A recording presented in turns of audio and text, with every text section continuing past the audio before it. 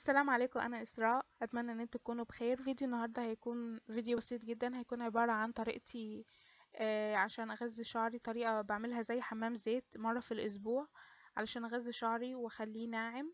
الطريقه دي بسيطه جدا. انا اللي بستخدمه الزيتين دول من اول زيت اللي هو تري شوب، وتاني زيت اللي هو كايشور دهني على ما اعتقد. مش عارفه الاسامي دي صح ولا لا، بس ايا كان اللي هو اللي قدامكم دول اتمنى ان انتوا تكونوا شايفينهم بوضوح يعني. اول زيت اللي هو تري شوب ده انا اتكلمت عنهم قبل كده، بس تري شوب ده بيحتوي على زيت سمسم وزيت جوز هند، بالاضافه انه غني بالاعشاب الطبيعيه. فده بيخليه يعني ان هو يدي حيويه للشعر، ويدي حيويه للشعر ويغذيه. اما كيشور دهني ده فهو يفيد ويغذي الشعر ويحافظ عليه وبيقوي الشعر ويمنعه من التساقط. فهو حلو جدا للناس اللي بتعاني من التساقط، وكمان بينعم الشعر.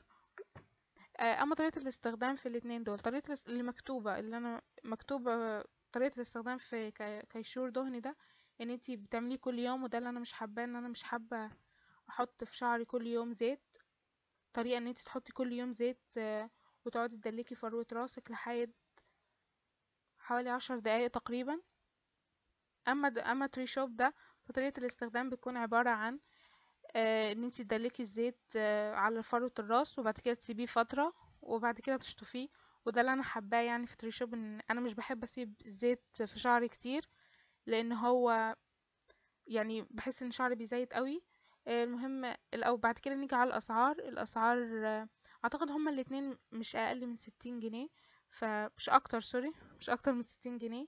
فاسعارهم مناسبة ومتوفرة يعني ان شاء الله. اما الطريقه اللي انا بستخدمها هو ان انا بخلطهم هما الاتنين مع بعض واحطهم على فروه راسي واقعد ادلك لمده 10 دقايق.